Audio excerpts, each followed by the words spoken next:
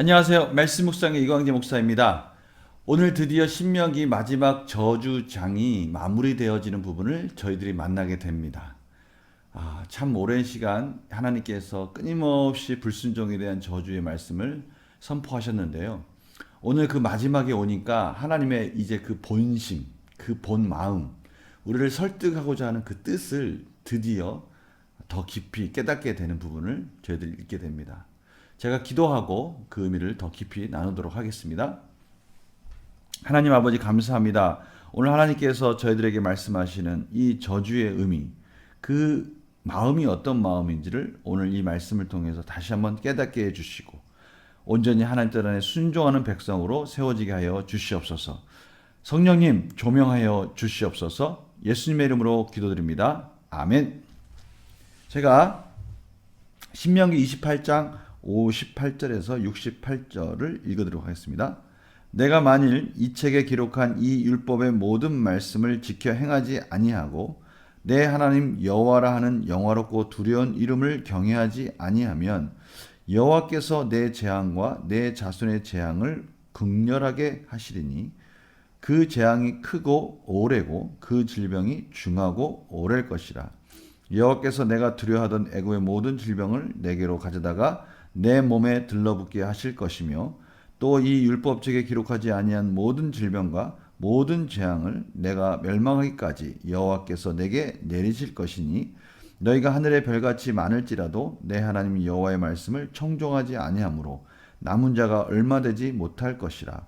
여호와께서 너희에게 선을 행하시고 너희를 번성하게 하시기를 기뻐하시던 것 같이 이제는 여호와께서 너희를 망하게 하시며 멸하시기를 기뻐하시리니 너희가 들어가 차지할 땅에서 뽑힐 것이요 여호와께서 너를 땅 이 끝에서 저 끝까지 만민 중에 흩으시리니 내가 그곳에서 너와 내 조상들이 알지 못하던 목석 우상을 섬길 것이라. 그 여러 민족 중에서 내가 평안함을 얻지 못하며 내 발바닥이 쉴 곳도 얻지 못하고 여호와께서 거기서 내 마음을 떨게 하고 눈을 쇠하게 하고 정신을 산란하게 하시리니 내 생명이 위험에 처하고 주야로 두려워하며 내 생명을 확신할 수 없을 것이라. 내 마음의 두려움과 눈이 보는 것으로 말미암아 아침에는 이르기를 아하 저녁이 되었으면 좋겠다 할 것이요 저녁에는 이르기를 아하 아침이 되었으면 좋겠다 하리라. 여호와께서 너를 배에 싣고 전에 내게 말씀하여 이르시기를 내가 다시는 그 길을 보지 아니하리라 하시던 그 길로 너를 애굽으로 끌어가실 것이라. 거기서 너희가 너희 몸을 적군에게 남녀종으로 팔려 하나 너희를 살 자가 없으리라. 아멘. 오늘 많이 익숙한 단어들이 나오지 않습니까? 질병에 대한 것은 앞에서도 계속 나왔지만 또 애굽의 모든 질병을 내게로 가져다가 내 몸에 들러붙게 하실 것이다. 애굽의 모든 질병 하니까 우리 신명기 7장 15절 말씀에 여호와께서 모든 질병을 내게서 멀리하사 너희가 아는 애굽의 악질에 걸리지 않게 하시고 너를 미워하는 모든 자에게 걸리게 하실 것이라 라고 약속하셨어요. 애굽에서 출애굽할 때도 하나님께서 이스라엘 백성들을 보호해 주셨고 또 순종하실 때도 그렇게 해 주시겠다라고 하나님께서 하셨는데 순종하지 않을 때 그 애굽에 있었던 모든 질병들이 이스라엘에게 들러붙게 하신다고 말씀하시는 것입니다. 59절에 보십시오. 그 하나님의 경고가 얼마나 강한지요. 여호와께서 내 재앙과 내 자손의 재앙을 극렬하게 하시니 그 재앙이 크고 오래고 그 질병이 중하고 오래일 것이라. 계속해서 지속적으로 이스라엘 백성들을 괴롭힐 것이라고 강하게 말씀하고 계십니다. 또 하나님께서 62절에 보십시오. 하늘의 별같이 많을지라도 내 하나님 여호와의 말씀을 청종하지 아니함으로 남은 자가 얼마 되지 못할 것이라. 하늘의 별같이 많다. 이거 많이 들어본 말씀 아닙니까? 하나님께서 아브라함에게 하셨던 약속 생각나시죠? 창세기 15장 5절입니다. 그를 이끌고 밖으로 나가 이르시되 하늘을 우러러 무뼈를 셀 수 있나 보라. 또 그에게 이르시되 내 자손이 이와 같으리라. 22장 17절에요. 내가 내게 큰 복을 주고 내 씨가 크게 번성하여 하늘의 별과 같고 바닷가의 모래와 같게 하리니 내 씨가 그 대적의 성문을 차지하리라. 26장 4절에요. 내 자손을 하늘의 별과 같이 번성하게 하며 이 모든 땅을 내 자손에게 주니 내 자손으로 말미암아 천하 만민이 복을 받으리라. 이렇게 약속하시지 않았습니까? 그런데 이렇게 보장된 약속을 하나님께서 어떻게 뒤집습니까? 청종하지 아니하니까 남은 자가 얼마 되지 못할 것이다. 이렇게 말씀하시는 거예요. 또 64절 보십시오. 여호와께서 너를 땅 이 끝에서 저 끝까지 만민 중에 흩으신다. 내가 그곳에서 너와 내 조상들이 알지 못하던 목석 우상을 섬길 것이다. 이스라엘 백성들을 출애굽시킨 목적은 뭡니까? 그렇죠. 그 출애굽기 3장에 말씀하셨듯이 하나님께서 이스라엘 백성들을 이끄는 목적은 그들이 여호와 이름, 그 이름을 완성하기 위해서 그들이 하나님 원하는 그 산에 도착해서 하나님께 예배드리는 자로서 궁극적으로는 하나님이 약속하신 땅에서 하나님의 백성으로서 하나님 나라를 이끌어가고 만들어가는 그 하나님의 백성의 정체성으로 그들을 부르는 거 아닙니까? 그런데 오늘 뭐라고 말씀하시는 것이죠? 흩트겠다고 말씀하시죠. 흩은다는 말은 무슨 뜻입니까? 그 나라 자체, 그 나라의 존재 자체를 없앤다. 그 말은 그들이 이제 궁극적으로 출애굽한 정체성을 사라지게 만들겠다. 이 말이죠. 그 말씀이 맞죠. 하나님께서 이 백성들을 구원하신 목적은 하나님께 순종하는 자로 구원하신 거 아닙니까? 그들을 종되었던 데서 구원하신 목적은 그들이 종이 아니라 이제 자유인으로서 하나님께 예배드린 자로서 구원하신 거 아닙니까? 그런데 그것을 떠나버리면 존재의 의미가 사라져버리는 겁니다. 이 부분이 우리에게 너무 중요한 의미를 가지고 있어요. 우리 인생의 존재 의미, 정체성, 그것을 하나님께서는 그들이 아브라함 때부터 출애굽 때부터 계속해서 그들에게 주셨던 그 정체성을 확인시켜 주시고 계시는 거예요. 같은 단어, 같은 상황, 같은 그러한 구속적인 내용들을 가지고 이제는 그것을 뒤집어 가지고 그 정체성이 사라져 버렸으니 그것이 사라지도록 만들겠다라는 것이 아닙니까? 그 의미가 사라지도록 만들겠다는 거 아닙니까? 보십시오. 68절에서 보시면 68절에 이들이 외굽에서 종이었을 때 그들을 하나님께서 구원하셔서 자유인으로서 만들어 주셨는데 이제는 하나님께서 다시 그들을 애굽으로 끌어가실 건데 끌어가시는 것까지는 참 그것도 안타까운데 더 비참한 건 뭡니까? 종으로 팔려고 하는데 이들이 너무 혐오스럽고 한마디 말하면 속된 말로 말하면 좀 죄송합니다. 죄수 없다 이거예요. 내가 저 사람을 종으로 들이니 내가 안 드리는 게 낫다. 저 사람 우리 집에 들어오면 우리나라에 오면 재수 없어. 아유 저렇게 저주받은 민족, 저주받은 사람들을 내가 같이 할 수 없지. 이렇게 만들어버리겠다는 겁니다. 살 자가 없다는 거예요. 성도님들 이게 얼마나 비참합니까? 요셉이 종으로 팔려갔을 때 요셉이 들어간 그 곳은 어떤 곳이 됐습니까? 그렇습니다. 요셉이 들어간 그곳은 축복된 가정이 됐고 축복된 복받은 가정으로서 이 보드발의 아내가 어땠습니까? 유혹을 하고 그가 유혹하기 전까지도 그 주인은 그 보디발 장군은 요셉을 믿고 모든 것을 맡길 정도로 요셉이 복받는 축복의 통로라는 것을 깨닫지 않았습니까? 그가 가는 곳마다 그런 형통함이 있었어요. 그런데요, 그런 민족이 이제는 재수 없고 그 사람이 우리 집에 들어오면 그 사람이 우리 민족에 들어오면 우리는 이게 저주받은 민족이 될 수 있어. 그렇기 때문에 우리는 그 종을 살 수 없어라고 말하는 그런 비참한 지경까지 하나님께서 떨어뜨리겠다고 말씀하시는 겁니다. 하나님이 이렇게 말씀하시는 이유는 뭡니까? 그렇게 사는 민족이 너희들은 아니잖아 라고 지금 하나님께서 강하게 경고하시는 거 아닙니까? 이 음성에 우리는 귀를 기울여야 됩니다. 우리가 어떠한 불순종이나 하나님 기뻐하시지 않는 자리에 갔을 때 내가 이렇게 사는 사람이 아닌데 라는 그런 의식이 필요하다는 거예요. 우리 문제를 한번 풀어볼까요? 모세는 백성이 하나님을 경외하지 않으면 어떤 저주를 받는다고 말합니까? 어떤 저주를 받는다고 말합니까? 오랜 질병들이 함께 할 것이고요. 애굽의 질병들이 다시 들러붙게 할 것이고요. 멸망하기까지 하나님께서 그 모든 질병과 재앙들을 내리시겠다. 이렇게 말씀하고 계십니다.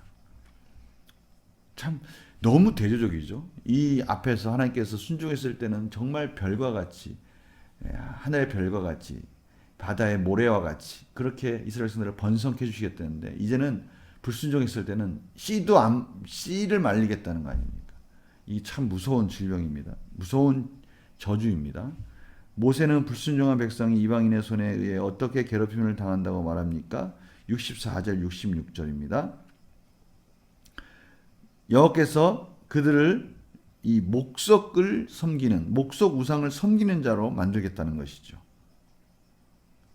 발바닥에 쉴 곳도 얻지 못하고 그 마음이 떨게 하고 눈을 새하게 하고 정신을 산란하게 하고 생명의 위험에 처해서 주야로 두려워하여 생명에 대한 보장이 없다는 겁니다. 와, 이게 너무나 앞에 하나님이 아브라함 때부터 계속 하셨던 그 말씀이 완전히 다 뒤집어지는 겁니다. 하나님께서 아브라함에게 하나님께서 나의 친구다.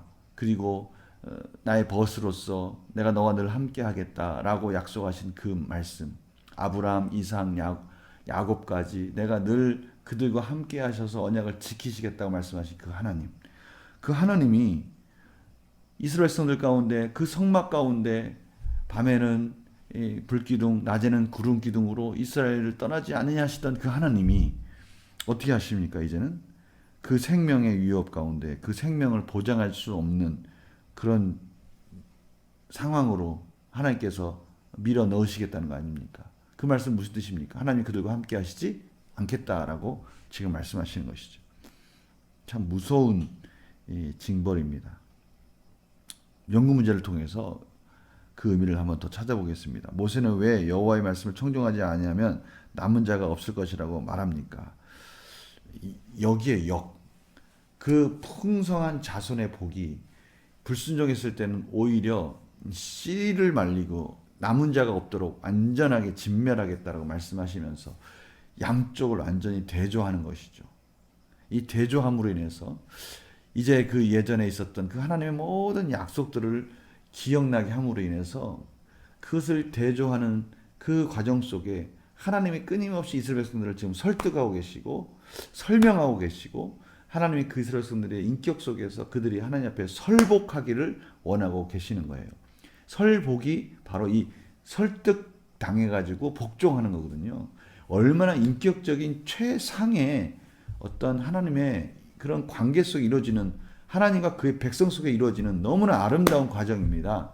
설복이 그냥 내가 복종한다라는 것이 좀 치욕적인 것 같이 보이지만 그게 아니죠. 그 설복은 행복한 설복인 거예요. 왜요?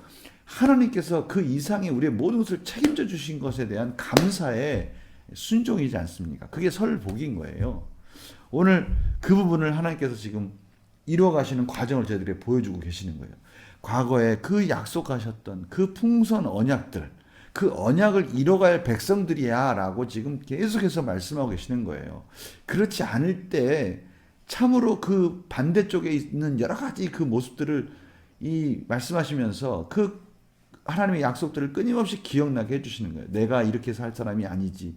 우리는 그렇게 사는 사람들이 아니야. 이렇게 계속 말씀해 주시는 것이죠. 느낀 점을 볼까요? 하나님 없는 삶, 불순종의 결과가 큰 비극이라는 사실 앞에서 무엇을 느낍니까? 이 하나님 없는 삶, 하나님이 같이 동행하지 않는 삶, 하나님의 그 언약을 붙들지 않고 사는 삶, 이것이 얼마나 비참한 삶인지를 다시 한번 보여주고 있습니다. 우리 지금의 삶 속에 똑같지 않습니까? 우리가 무엇을 바라보고 살고 있습니까? 하나님께서 우리를 왜 구원해 주셨습니까? 하나님께서 오늘 이 말씀을 왜 듣게 해 주신 것이죠? 말씀을 듣는다는 것은 이미 우리는 하나님의 백성이라는 증거이지 않습니까? 그렇다면 하나님의 백성인 증거라는 것은 우리가 이제는 하나님의 말씀 속에서 그 풍요로움이 약속된 민족으로서, 약속된 하나님의 백성으로서 그 나라 안에서 그 풍요로움을 누려야 되는데, 그 누리지 못한다면 우리는 누리는 사람이다. 우리는 이렇게 살면 안 돼. 우리는 하나님이 주신 그 풍요로움을 누리는 하나님의 백성이야. 라고 하나님께서 끊임없이 돌아오라고, 회개하라고 그렇게 말씀하시는 거죠. 회귀, 다시 돌아와라. 그렇게 말씀하시는 것이죠. 그 음성 들리십니까? 하나님께서 계속해서 설득하시는 그 말씀 들리십니까? 오늘 저는 이 말씀을 계속 달려오면서 하나님께 너무나 감사했어요. 이렇게 끊임없이 설득하시고 저주하시면서 설명하시는 이 말씀 속에 우리가 그렇게 되기를 원하는 게 아니라 그렇게 되면 안 되라고 말씀하시는 하나님의 음성이 저를 결국에 무릎 꿇게 하시더라고요. 저를 결국에 돌이키게 하시더라고요. 하나님이 결국 저를 보게 하시더라고요. 저를 민감하게 분별력 있게 날카롭게 하시더라고요. 이것이 하나님의 뜻이죠. 저는 이 앞에 정말 겸손하게 무릎 꿇고 하나님 제가 순종하겠습니다 라고 정말 설복당할 수밖에 없는 그러한 마음을 느끼게 됐습니다. 성도님들은 어떠십니까? 결단과 적용해 보면요. 하나님의 말씀 가운데 내가 잘 지키지 못하는 말씀은 무엇입니까? 하나님의 은혜를 입었음에도 잘 지키지 못했던 말씀에 순종하기에 오늘 무엇을 결단하겠습니까? 다시 한번 하나님이 말씀하시는 이 음성에 우리가 아멘하고 귀 기울이시고 다시 돌이켜서 우린 그렇게 살면 안 돼. 우리는 약속된 복이 있었잖아. 약속된 축복이 있잖아. 왜 근데 이렇게 살아야 돼? 라고 하나님께서 말씀하시는 그 설득의 말씀, 그 설명의 말씀, 그 앞에 우리가 다 설복하는 우리의 삶이 되기를 간절히 소망합니다. 제가 기도하겠습니다. 내일 거룩한 주일 같이 만나겠습니다. 하나님 아버지 감사합니다. 오늘 하나님께서 저희들에게 약속하신 말씀을 통해서 그렇게 하지 않았을 때 이루어지는 그 저주의 무서운 것들이 얼마나 복된 말씀과 대조되는지를 가르쳐 주시고 또 보여주셨습니다. 그러나 하나님께서 우리에게 원하시는 것은 그 약속의 말씀을 기억하는 것이고 그 약속에 보장된 것을 누리라고 말씀하시는 하나님의 음성임을 믿습니다. 이제 우리의 모든 삶이 더 거룩해지고 더 온전해질 수 있도록 인도하여 주시옵소서. 감사드리며 예수님의 이름으로 기도드립니다. 아멘. 성도님들, 저번 주에 제가 그 교회의 중요성을 통해서 예배에 대해서 말씀하신 거 기억나십니까? 토요일 날 일찍 자고 주일 날 예배 전에 들어와서 기도로서 준비하자. 내일 주일입니다. 거룩한 주일 예배 모두 성공하시는 성도님들 되시길 간절히 소망합니다.